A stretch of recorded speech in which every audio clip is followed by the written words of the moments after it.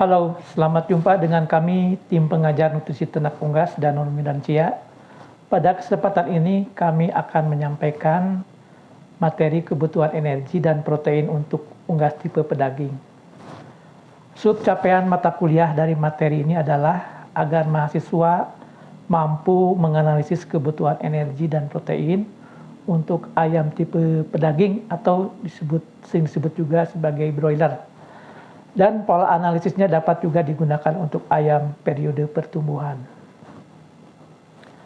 Ayam broiler atau disebut juga dengan ayam ras pedaging adalah jenis ras unggulan hasil persilangan dari bangsa-bangsa ayam yang memiliki daya produktivitas tinggi, terutama dalam memproduksi daging ayam. Ayam broiler merupakan ternak yang paling ekonomis bila dibandingkan dengan ternak lain. Kelebihan yang dimiliki adalah kecepatan pertambahan atau produksi daging dalam waktu yang relatif cepat dan singkat atau sekitar 4-5 minggu, produksi daging sudah dapat dipasarkan atau dikonsumsi. Untuk pertumbuhan yang optimal tentunya harus tercukupi kebutuhan akan energi dan nutrien, baik itu protein, vitamin, dan mineral. Kebutuhan energi dan nutrien dapat didasarkan pada umur atau periode pemeliharaan. Starter dari umur 1-10 hari, periode grower 11-22 hari, finisher 1 23-42 hari, dan finisher 2 43 hari ke atas. Pembahasan materi pada kali ini akan diawali dengan energi dan kebutuhan energi untuk unggas. Ternak mempergunakan makanannya tidak lain untuk memenuhi kebutuhan energi untuk fungsi-fungsi tubuh dan reaksi-reaksi sintetis dari tubuh. Energi itu sendiri diukur dengan kalori.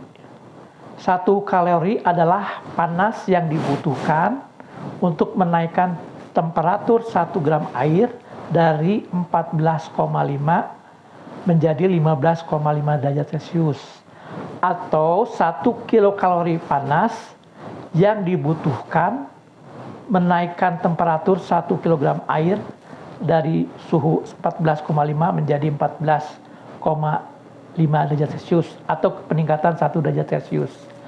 Alat untuk mengukur kalori adalah oksigen bom kalorimeter.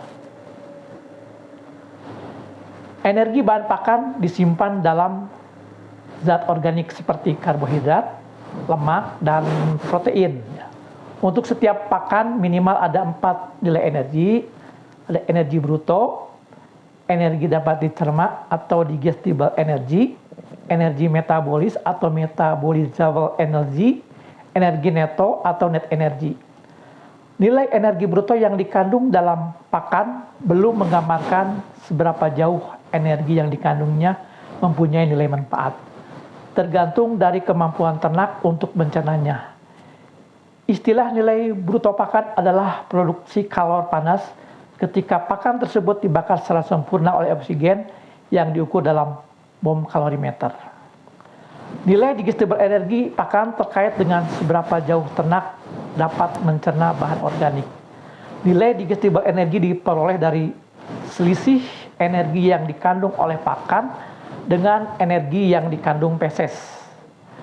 Seluruh energi dari zat makanan yang dicerna dan diabsorpsi oleh tubuh ternak akan dimetabolisme, dan sisa energi zat makanan yang tidak dimetabolisme akan dikeluarkan melalui urin.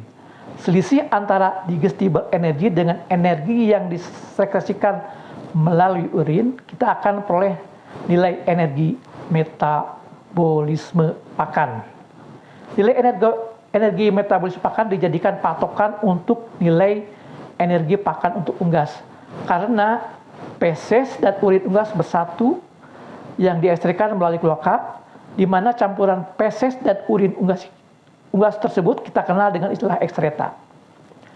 Ketika zat makanan dimetabolisme oleh tubuh, terdapat energi yang dilepas berupa panas yang dikenal dengan istilah heat increment. Selisih energi metabolisme energi heat increment dan adalah net energi.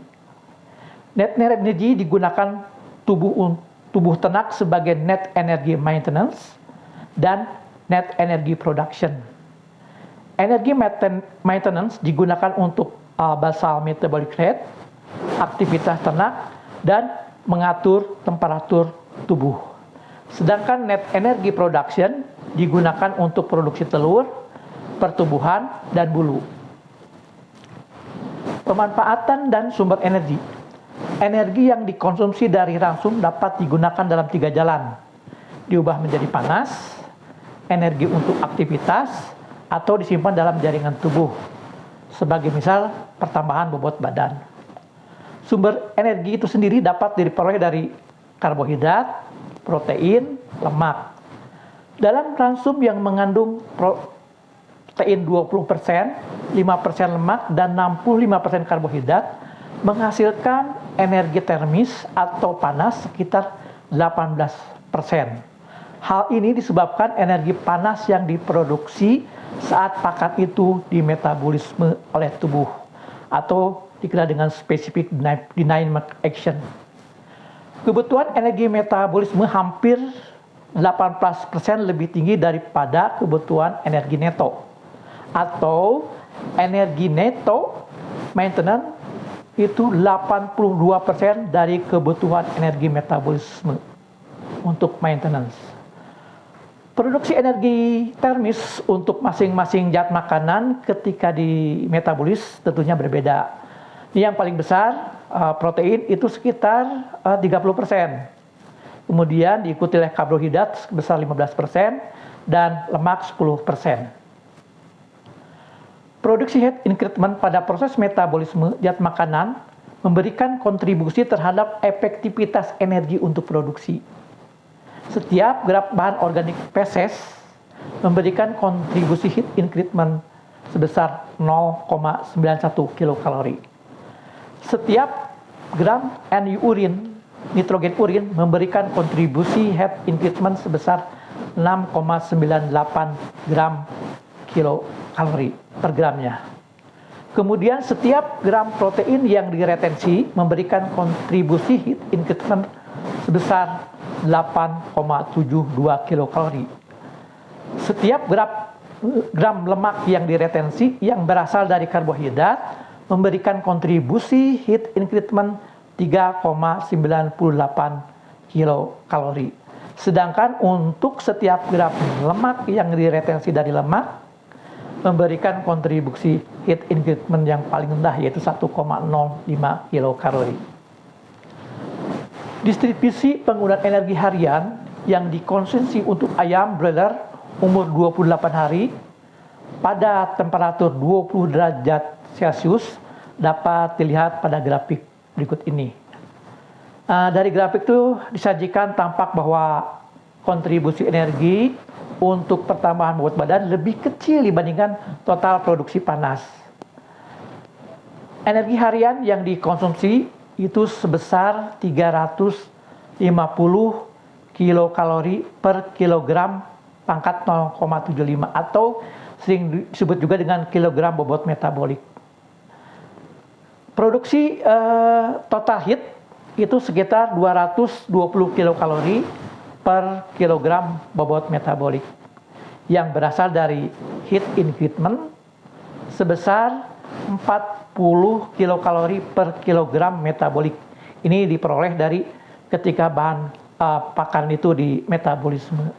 Kemudian 108 kilokalori per kilogram bobot metabolik untuk maintenance yang berasal dari basal metabolic rate 150 kilokalori per kilogram bobot badan metabolik, dan yang diproduksi dari aktivitas ternak itu sendiri sebesar 40 kilokalori per kilogram bobot badan metabolik. Sedangkan energi yang digunakan untuk pertambahan bobot badan sebesar 130 kilokalori per kilogram bobot badan metabolik. Dengan perincian yaitu untuk protein atau untuk deposisi protein sebesar 70 kilokalori per kilogram bobot metabolik. Sedangkan untuk deposisi lemak sebesar 60 kilokalori per kilogram bobot metabolik. Nah, gini kita akan coba mencari kebutuhan energi untuk ayam periode starter ya. Contoh, kita akan mencari energi metabolisme atau kebutuhan energi metabolisme perharinya berapa kilokalori ya yang dibutuhkan untuk pertumbuhan ketika ayam umur 1 hari. Nah, ini kita bisa peroleh dengan persamaan sebagai berikut, di mana energi metabolisme total sama dengan jumlah dari energi metabolisme basal, atau ini bisa diasumsikan sebagai energi metabolis untuk hidup pokok ya. Kemudian ditambah energi metabolis untuk aktivitas dan energi metabolisme untuk pertambahan bobot badan.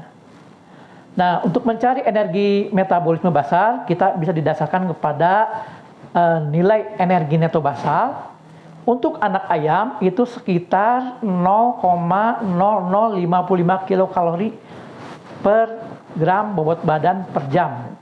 Atau kalau kita hitung perharinya sekitar 0,132 kilokalori per gram bobot badan per hari. Sehingga karena energi neto basal itu sama dengan 82% energi metabolisme basal ya, seperti bagaimana kita ketahui bahwa yang 18% itu hilang berupa heat increment ya.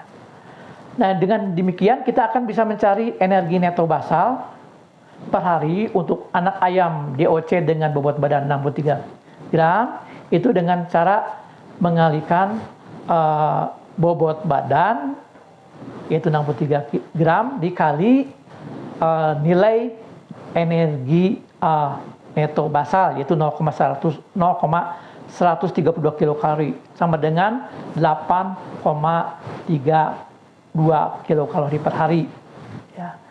Sehingga energi metabolisme basal atau energi metabolisme untuk hidup pokok adalah energi neto basal dibagi 0,82 sehingga sumbang kebutuhan energi metabolisme untuk hidup pokok atau sekitar 10,14 kilokalori. Nah, bagaimana kebutuhan untuk menghitung energi metabolis untuk aktivitas? Energi aktivitas itu sendiri sama dengan 37% dari energi basal atau energi metabolisme pokok ya. Sehingga energi untuk aktivitas itu kita bisa mengalihkan 37% dikali energi metabolisme pokok ya. Ya tadi sudah kita cari sebesar 10,14 kilokalori. Sehingga energi metabolisme untuk aktivitas sebesar 3,75 kilokalori. Kemudian kebutuhan energi metabolisme untuk pertambahan bobot badan. Energi metabolisme untuk pertambahan bobot badan itu diperkirakan sekitar antara 1,5 sampai 3 kilokalori per gram pertambahan bobot badan ya. Kalau kita rata-ratakan sekitar 2,25 kilokalori per gram pertambahan bobot badan. Nah, ini pada ayam yang umur 1 hari itu pertambahan bobot badannya adalah 21 gram per hari. Sehingga energi metabolisme yang dibutuhkan untuk pertambahan bobot badan itu adalah pertambahan bobot badan dalam hal ini 21 gram dikali energi metabolisme per gram PBB yaitu 2,25 sehingga energi metabolisme untuk pertumbuhan bobot badan sekitar 47,25 kilokalori. Dengan demikian nilai yang diperoleh energi metabolisme kebutuhan total yang berasal dari energi metabolisme pokok, energi metabolisme aktivitas, dan energi metabolisme pertambahan badan akan kita peroleh sebesar 61,14 kilokalori per hari. Nah, bagaimana ini untuk periode grower ya? Nah, ini kebutuhan energi untuk ayam broiler periode pertumbuhan atau grower ya. Nah, ini dikirakan kita ambil contoh pada ayam yang dengan bobot badan awalnya itu 1 kg ya. Dengan pertambahan bobot badan 65 gram per hari. Ini saja persamaannya yang kita gunakan untuk mencari kebutuhan energi metabolisme total untuk ayam yang umur 1 hari.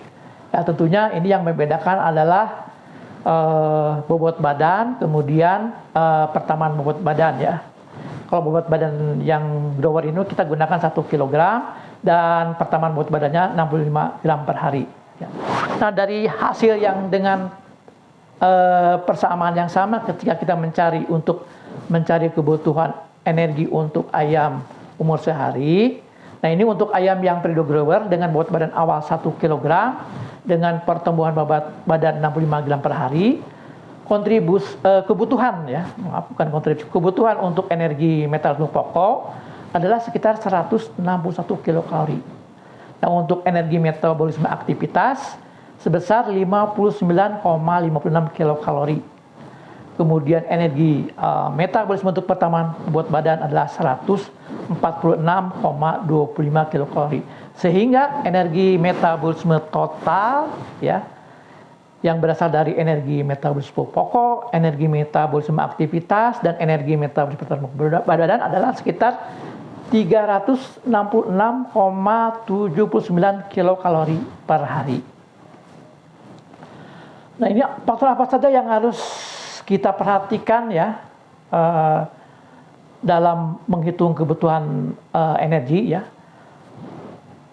Dalam grafik dapat kita lihat bahwa faktor yang mempengaruhi konsumsi energi itu adalah umur, jenis kelamin, dan lingkungan. Ya.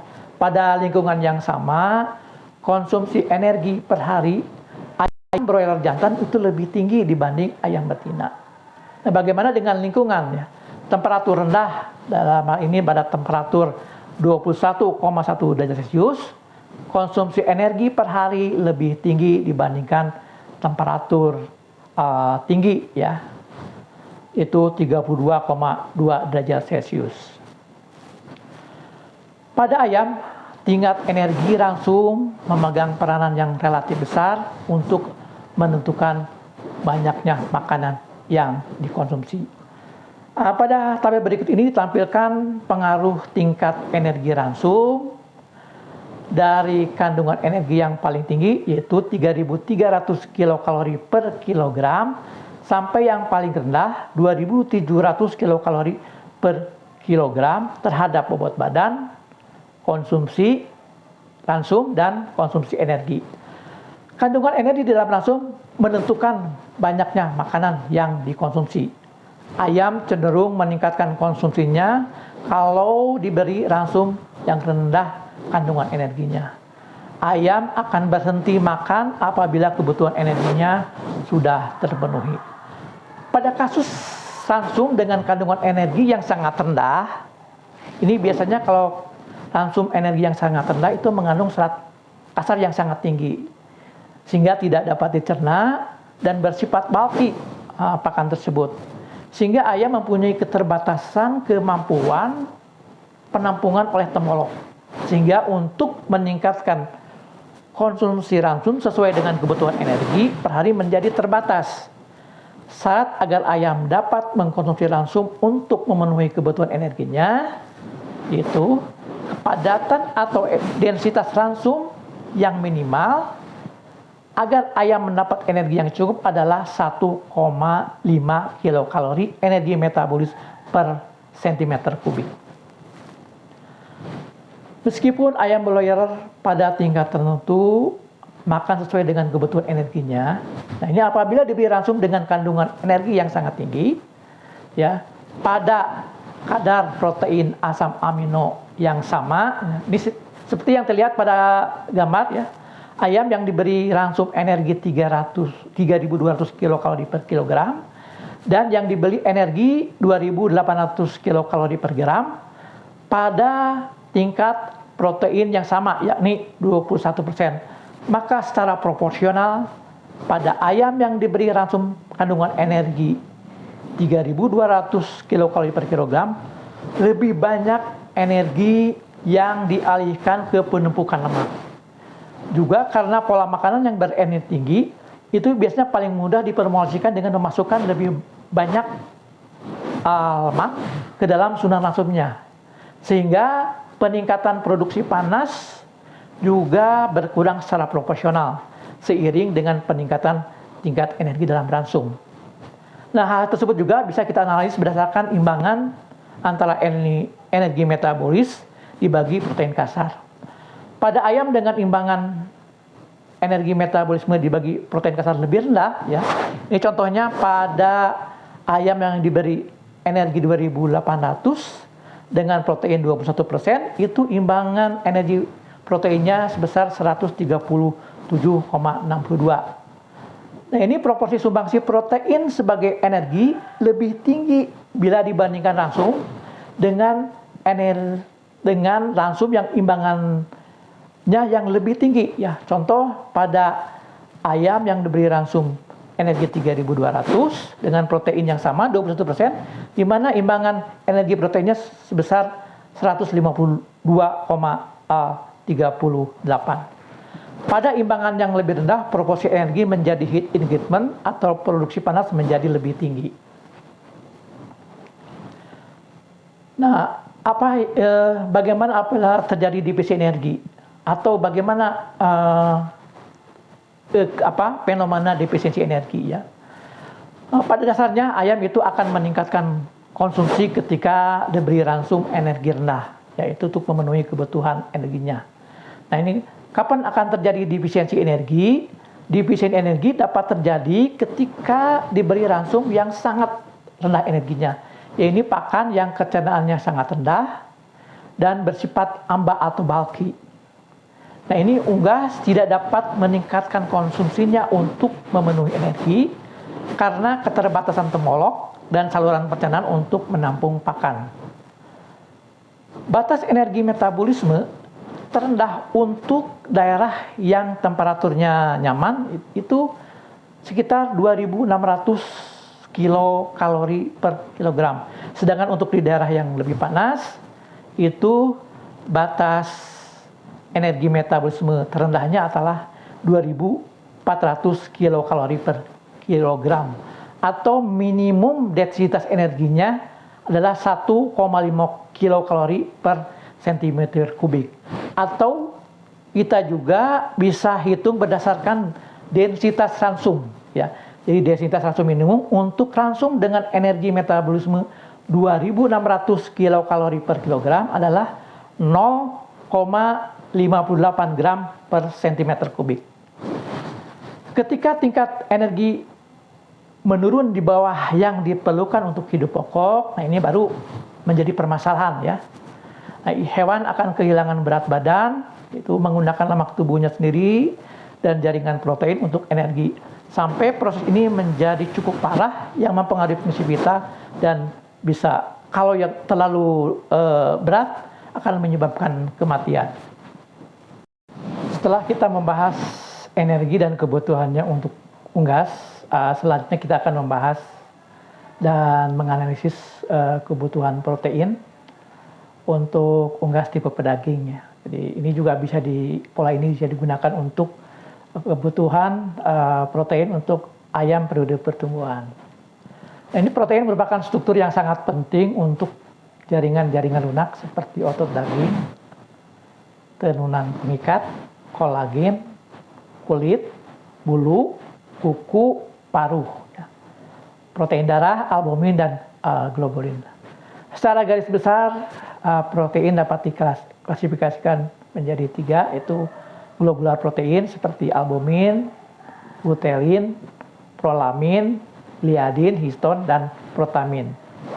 Kemudian yang kedua, fibrous protein, yaitu kolagen, elastin, dan keratin. Dan yang ketiga adalah protein conjugate seperti nukleoprotein, mukoid atau mukoprotein, glikoprotein, lipoprotein, dan kromoprotein. Protein sangat dibutuhkan untuk pertumbuhan jaringan, hidup pokok, dan pertumbuhan bulu. Sehingga perhitungan kebutuhan protein per hari pada ayam yang sedang tumbuh atau periode grower dapat didasarkan kepada kebutuhan pertumbuhan jaringan, kebutuhan protein untuk hidup pokok, dan kebutuhan protein untuk pertumbuhan bulu. Kebutuhan protein untuk pertumbuhan jaringan dapat didasarkan kepada pertambahan bobot jaringan, dalam hal ini karkas. Ya. Karkas ayam sendiri mengandung protein sekitar 18%, sehingga kebutuhan protein harian untuk jaringan dapat kita cari ya dengan persamaan sebagai berikut, di mana kebutuhan protein pertumbuhan jaringan itu sama dengan pertambahan bobot badan per hari kali kandungan karkas ya, sebesar 18% dibagi efisiensi penggunaan protein. Efisiensi penggunaan protein adalah seberapa jauh efisien ayam dalam memanfaatkan protein dalam ransum. Untuk setiap strain memiliki nilai EPP yang berbeda. Semakin besar EPP, semakin efisien strain tersebut memanfaatkan protein untuk pertumbuhan. Untuk ayam tipe berat memiliki nilai EPP yang lebih besar dari tipe medium maupun tipe ringan. Untuk ayam broiler pada dekade sebelumnya itu nilai EPP-nya sekitar 61-67%.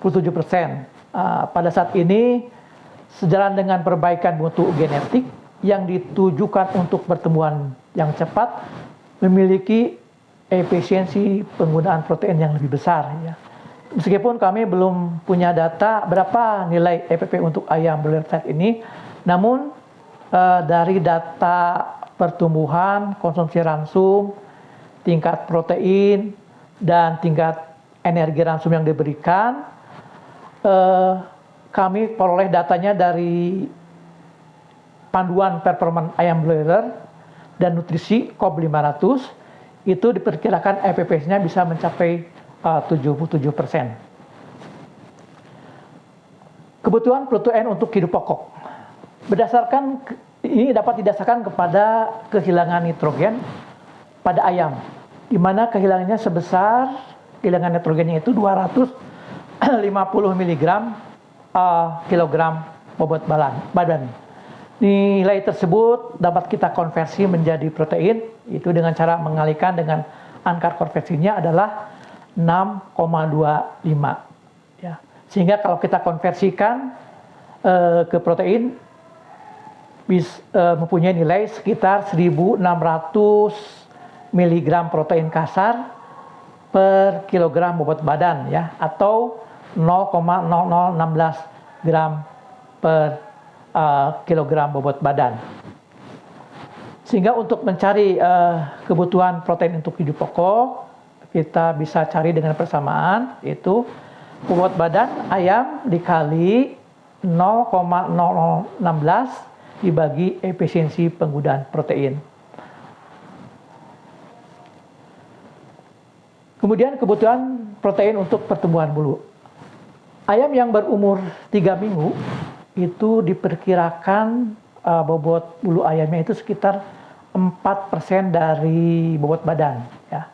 Sedangkan untuk ayam umur 4 minggu, itu bobot bulunya itu sekitar 7% dari bobot badan. Ya. Jadi untuk ayam umur 4 minggu ke atas.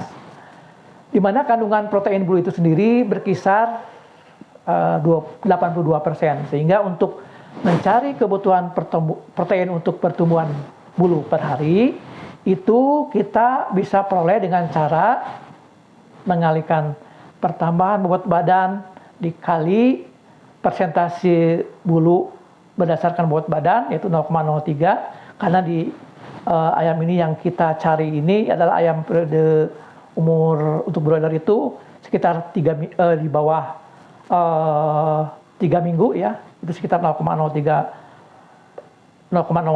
atau 3% dikali protein bulu sekitar 82%, ya, atau 0,82 dibagi efisiensi penggunaan protein. Berdasarkan dari persamaan mencari kebutuhan protein harian untuk jaringan, hidup pokok, dan pertumbuhan bulu, ya, yang sudah kita bahas sebelumnya, kita akan coba menghitung kebutuhan rata-rata protein harian pada umur 8 sampai 21 hari. Data bobot badan, kemudian pertambahan bobot badan, dan konsumsi ransum kami ambil dari panduan performance broiler dan nutrisi untuk ayam KOB 500 ya. Dengan asumsi nilai EPP-nya 77% pada tingkat kandungan ransum yang diberikan,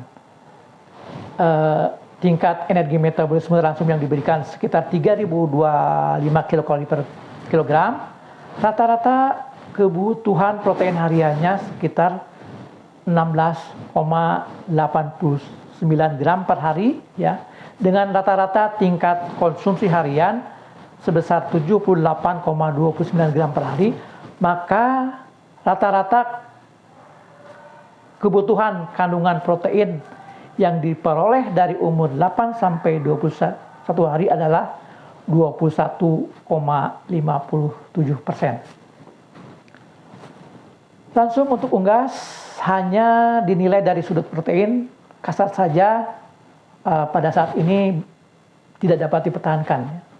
Tingkat asam amino ya, terutama asam amino esensial dalam ransum perlu diperhatikan. Protein merupakan polipeptida yang tersusun atas asam amino. Ada 22 macam asam amino yang menyusun ransum. 10 di antaranya merupakan asam amino esensial, yaitu jenis asam amino yang tidak dapat disintesis oleh tubuh, namun harus tersedia dalam ransum. Sehingga menjadi acuan kebutuhan asam amino yang harus dicukupi saat kita menyusun ransum, yakni arginin, lisin, histidin, leusin, isoleusin, valin, metionin, treonin, triptofan, dan fenilalanin. 3 macam asam amino dapat disintesis dari asam amino esensial, yaitu tirosin disintesis dari fenilalanin, cysteine disintesis dari metionin, dan hidroksilisin dari lisin. Sementara asam amino yang lainnya bukan asam amino non esensial ya, itu dapat disintesis oleh tubuh melalui proses diaminasi dan transaminasi, yakni alanin, asam aspartat, asparagin, asam glutamat, glutamin, hidroksiprolin, lisin, serin, dan prolin. Ideal protein. Protein disebut sebagai protein ideal apabila protein memiliki keseimbangan asam amino esensial yang sama persis dengan kebutuhan ayam.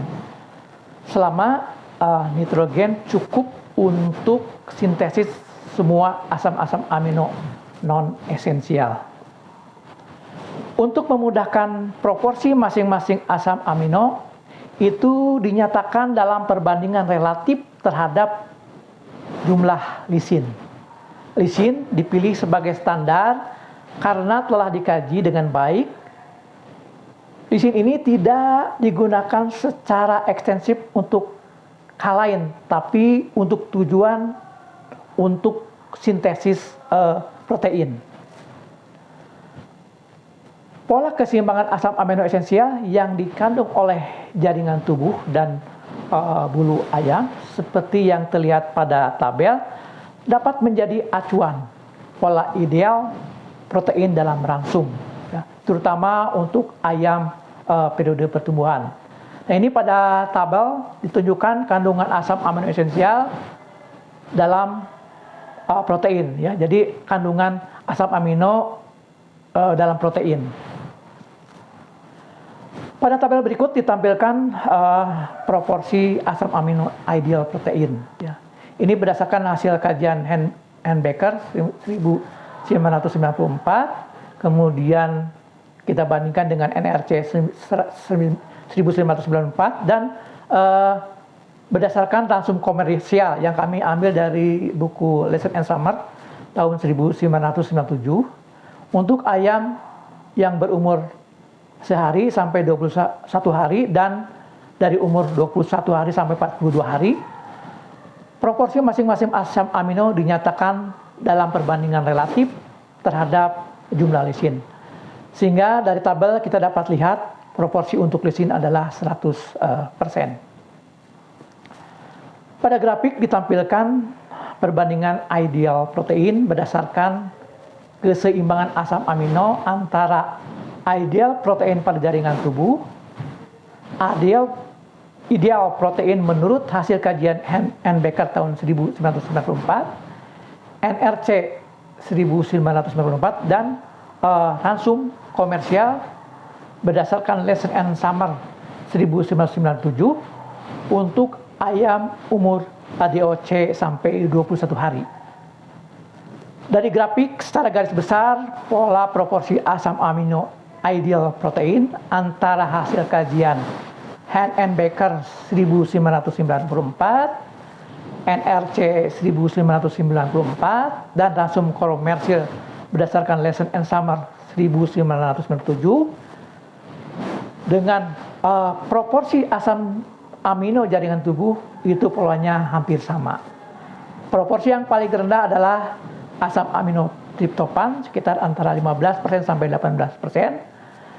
Sedangkan yang lebih besar dari lisin diperoleh dari arginin itu berkisar antara 100 sampai 112% dan leusin antara 109% sampai 148%.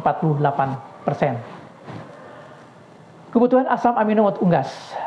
Nah, ini kebutuhan asam amino untuk unggas periode pertumbuhan dapat didasarkan kepada jumlah asam amino yang dideposisi dalam jaringan dan bulu ayam per harinya. Nah, dapat kita peroleh dengan persamaan sebagai berikut. Itu penyimpanan asam amino per hari sama dengan pertambahan bobot badan per hari dikali kandungan protein karkas, itu sebesar 18%, dikali persen asam amino dalam protein karkas. Kemudian ditambah dengan protein yang dideposisi di dalam bulu, ya, yaitu dengan cara mengalihkan pertumbuhan berat bulu per hari dikali kandungan protein bulu ayam dikali persen asam amino dalam protein bulu dibagi efisiensi penggunaan asam amino. Sebagai contoh, kita akan mencari kebutuhan berapa sih asam amino lisin, ya. Penyimpanan asam amino lisin gram per hari yaitu dengan cara mengalihkan pertambahan bobot badan dikali 0,18 dikali persen asam amino dalam protein dalam hal ini lisin, itu sebesar 6,5% atau 0,065. Ditambah lisin yang dideposisi di dalam bulu, itu dengan cara mengalihkan pertambahan bobot badan kali persentase bulu ayam dalam tubuh ayam, itu sekitar 3%, dikali protein bulu ayam, dikali persen asam amino lisin dalam ini dalam bulu ayam, itu sekitar 8,5%. Nah, kebutuhan asam amino ini sendiri dapat dinyatakan dengan gram asam amino per ekor per hari atau gram per 1000 kilokalori energi metabolis, persen dalam ransum atau persen dari protein ransum. Tabel berikut ini adalah contoh deposisi asam amino lisin harian, ya, baik pada jaringan maupun pada bulu ayam dari umur 8 sampai 21 hari, ya, dengan asumsi nilai efisiensi penggunaan lisinnya sama dengan nilai efisiensi penggunaan protein, ya, sebesar 77%, ya, pada tingkat kandungan energi metabolisme ransum 3025 kilokalori per kilogram, maka rata-rata kebutuhan lisin harian itu sebesar 1,06 gram per hari, ya, dengan rata-rata tingkat konsumsi hariannya sebesar 78,5 gram per hari ya. Maka kandungan lisin ransum yang diberikan untuk ayam umur 8 sampai 21 hari adalah sebesar 1,35%. Nah, ini data yang ada di tabel, data bobot badan, pertambahan bobot badan, dan konsumsi ransum. Kita ambil dari panduan performa ayam broiler dan nutrisi KOB 500. Setelah kita mengetahui kebutuhan lisin, untuk mengetahui kebutuhan asam amino esensial lainnya, kita bisa peroleh berdasarkan proporsi asam amino ideal protein ya. Pada tabel kita cari kebutuhan asam amino berdasarkan proporsi asam amino ideal protein menurut hasil kajian N.N. Baker, NRC 1994 dan ransum komersil berdasarkan Lancet and Summer 1997. Beberapa hal yang harus diperhatikan, adanya interaksi antar asam amino ya yang berdampak negatif terhadap proses metabolisme dan pertumbuhan. Itu bisa dikarenakan karena defisiensi asam amino, itu kekurangan satu atau lebih asam amino esensial. Kemudian ketidakseimbangan asam amino. Kemudian antagonisme ya, yaitu interaksi khusus apabila asam amino berlebih-lebihan menyebabkan meningkatnya kebutuhan terhadap asam amino yang mempunyai struktur kimiawi yang serupa. Contohnya ya, seperti perbandingan antara lisin dan arginin ini tidak boleh lebih dari 1,2 berbanding 1. Kemudian juga antara asam amino rantai bercabang yaitu valin, lin, dan isoleusin. Kemudian bisa juga terjadi keracunan asam amino ya. Proses ini di mana asam amino didapatkan sangat berlebihan. Tidak dapat dihindari dengan penambahan asam amino lainnya ke dalam bahan makanan tersebut. Kandungan protein dan asam amino ransum untuk unggas biasanya dinyatakan dalam persen. Ya. Kandungan protein dan asam amino ransum harus diperhatikan tingkat konsumsi ransum agar protein dan asam amino yang dikonsumsi memenuhi kebutuhan. Faktor yang mempengaruhi konsumsi dan kebutuhan protein diantaranya adalah besar dan bangsa ayam, temperatur lingkungan, tahap produksi, perkandangan, ruang makan per ekor, dalamnya tempat makan yang dijalankan secara otomatis, potong tidaknya, ini khusus untuk petelur ya. Kemudian luas ruang untuk ayam, air minum dingin dan bersih, tingkat penyakit, dan yang terakhir adalah, ini yang penting adalah kandungan energi dalam ransum. Hal yang perlu diperhatikan dalam penyusunan tingkat protein ya, dan imbangannya dengan energi metabolisme dalam ransum broiler. Ayam broiler itu sendiri dapat menyesuaikan dan mencocokkan konsumsinya agar mendapat energi yang cukup apabila dia diberi ransum dengan tingkat energi metabolisme antara 2.800 sampai 3.400 kilokalori per kilogram. Ini untuk mendapatkan pertumbuhan yang maksimum. Kebutuhan protein untuk broiler dalam hubungannya dengan energi dalam ransum untuk pre-starter, yaitu umur antara 0 sampai 2 minggu ya, ditampilkan pada tabel berikut ini. Imbangan energi metabolisme dan protein sangat penting karena energi sangat penting pengaruhnya terhadap konsumsi ransum yang pada gilirannya konsumsi protein dan asam amino tercukupi untuk kebutuhan ayam. Semakin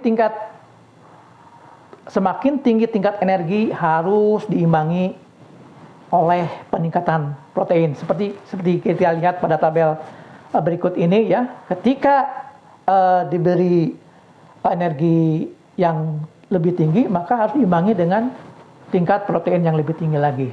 Nah, ini untuk ayam periode pre-starter dari umur sampai 2 minggu. Saya kebetulan ini mendapatkannya dari Scott.